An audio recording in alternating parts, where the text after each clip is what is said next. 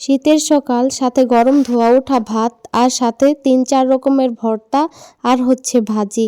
ওই দিনকার সকালটা ছিল একটি মজাদার সকাল। ওই দিনটাই ছিল একটি মজাদার দিন। কারণ ওই দিনে ছিল অনেক স্পেশাল খাবার, সেটা হচ্ছে ভর্তা ভাত। আমাদের মুন্সিগঞ্জ বিক্রমপুরের ঐতিহ্যের মধ্যে অন্যতম ঐতিহ্য হচ্ছে এই ভর্তা আর ভাত। আমাদের বিক্রমপুরের মানুষদের আপনি যত ভালো খাবারই খাওয়ান না কেন, তার মধ্যে ভাত আমাদের দিতেই হবে। যদি সারাদিনে আমরা একবেলা ভাত না খাই, তাহলে সেই দিনটা আমাদের অচল হয়ে দাঁড়ায়। এর মধ্যে আমরা যদি পোলাও, বিরিয়ানি মানে যে খাবারই খাই না কেন, তাতে আমাদের চলবে না, ভাত আমাদের খেতেই হবে। তো আমরা হচ্ছে বিক্রমপুরের মানুষরা হচ্ছি ভাতপ্রিয় মানুষ। তো আমাদের ভাত আর ভর্তা এটা অনেক মজাদার একটি খাবার, মানে আমাদের কাছে মনে হয় আর কি। তো আজকে আমরা সেই মজাদার খাবারটাই বানিয়েছি আমাদের বাসায়, ভাত আর ভর্তা। তো আজকে সেই ভাত আর ভর্তার রেসিপি আমি আপনাদেরকে দেখাবো। তো সবাই আমার সাথে থেকে আমার পুরো ভিডিওটা দেখুন। আর অবশ্যই আমার চ্যানেলটা সাবস্ক্রাইব করবেন। আর যদি ফেসবুক পেজ থেকে দেখে থাকেন, তাহলে পেজটি ফলো করতে ভুলবেন না। আপনারা বলতে পারেন যে প্রতি ভিডিওতে আমি কেন বলি যে আমার পেজটা ফলো করতে অথবা আমার চ্যানেলটা সাবস্ক্রাইব করতে। কারণ আপনাদের ভালোবাসা আমার অনেক বেশি প্রয়োজন। আপনাদের ভালোবাসা ছাড়া আমি অচল। তাই আমাকে প্রতি ভিডিওতেই বলে দিতে হয়, কারণ আপনারা তো আর এমনি এমনি করবেন না। যদি বলার কারণে একটু করে দেন, তাহলে আমার জন্য উপকার হয় আর আপনাদের জন্য উপকার হবে। আপনারা মুন্সিগঞ্জ বিক্রমপুরের এমন অনেক ঐতিহ্যবাহী খাবার বা অনেক ঐতিহ্যবাহী জিনিস দেখতে পারবেন আমার ভিডিওতে। তো কথা বলতে বলতে আমার সিম ভর্তা করা হয়ে গেছে। তো আজকে আমি পাটায় বেটে সিম ভর্তাটা করেছি। এমনিতে আমরা হাতে মানে মেখে তারপর হচ্ছে সিম ভর্তা করি, কিন্তু আজকে আমরা পাটায় বেটে করেছি, কারণ আজকে সব ভর্তায় পাটায় বেটে করবো এই জন্য। তো আপনারা চাইলে এটা হাতে মেখেও করতে পারেন, সেটা খেতে আরও বেশি ভালো লাগে আমার মনে হয় আর কি। এইভাবে পাটায় বেটে সিম ভর্তা আমি প্রথমেই খাইলাম, কিন্তু আমাদের এখানে খায় আর কি, কিন্তু আমি আজকে প্রথম খাইছি। তো আমার কাছে তেমন একটা ভালো লাগে না। আমার কাছে মনে হয়েছে যে হাতে ডলে যেটা করে সেটাই অনেক বেশি ভালো লাগে আমার কাছে। তো এখন আমি শুটকি ভর্তা করব।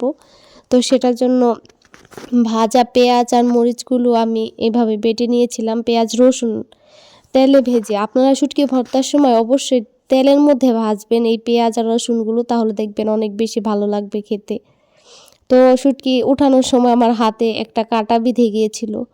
তো এই কাঁটাগুলো না পরবর্তীতে না এই জায়গায় হাতের মধ্যে হালকারা বলে, আমাদের এখানে এমন হালকারা হয়ে যায় এই কাঁটা বিঁধলে।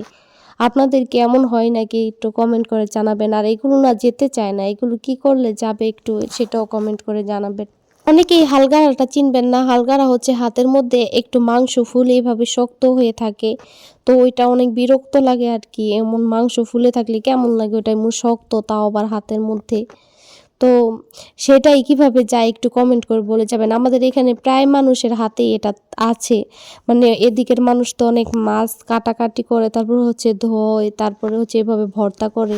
তো মাছের কাটার জন্যই নাকি এটা হয়, আমাদের এখানে সবাই বলে আর কি। তো আপনাদের অঞ্চলে যদি এই রকমের কিছু মানে এই সম্বন্ধে কিছু জানা থাকে, অবশ্যই আমাদের কমেন্ট করে বলে যাবেন, তাহলে অনেক উপকার হবে আমাদের জন্য। তো এইখানে আমাদের রান্না হচ্ছে আরেকটা স্পেশাল রান্না, সেটা হচ্ছে বাঁধাকপি দিয়ে মুরগির হাত পা, তারপর হচ্ছে কলিজা গিলা দিয়ে। এটা কিন্তু অনেক স্পেশাল একটা খাবার, মানে অনেক মজার, আমাদের কাছে অনেক স্পেশাল মনে হয়। যদিও আমি এটা আগে কখনো খাই নাই। আমার বিয়ের পর আমার শ্বশুর বাড়িতে প্রথম এইটা মানে এই ভাজিটা খেয়েছি। আমার কাছে অনেক বেশি ভালো লাগছে এই ভাজিটা খেয়ে।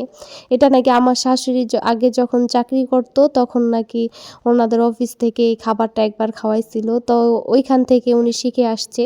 এটা অনেক মজার খাবারটা খেতে, মানে এই ভর্তা মানে এই ভাজিটা আর কি। ভর্তা বলতে বলতে খালি মুখ দিয়ে ভর্তাই চলে আসলো। তো এই যে এখানে আমি হচ্ছে মাছ ভর্তা করছি, সেটা হাতে মেখে করেছি। তো আজকে সবাই হাতে মেখে মাছ ভর্তাটা খেতে চাইছিল। যে মাছ ভর্তা না পাটায় মানে পাটায় বেটে করলে ভালো লাগে না আর কি, ওই সিম ভর্তার মতনই। সব কি আর মিশ জিনিস ভালো লাগে খেতে? মাছ ভর্তা একটু মাছ আনাম বানাম থাকবে, এটা খেতেই বেশি ভালো লাগে।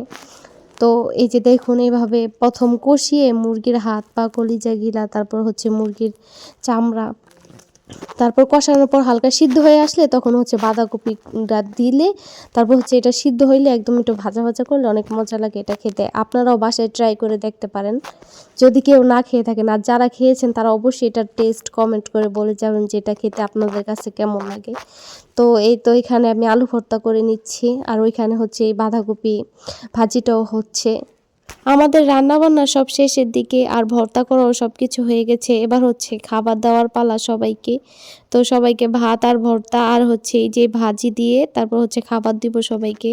তো আমি প্রথমে হচ্ছে একটা প্লেট খাবার বেড়ে নিচ্ছি, কারণ এত কষ্ট করে ভর্তা করলাম, আপনাদেরকে একটু সাজায় তো দেখাইতেই হবে, যাতে আপনাদের একটু লোভ লাগে। যাদের লোভ লাগবে সমস্যা নাই, চলে আসবেন আমার বাসায়, সবার দাওয়াত রইল।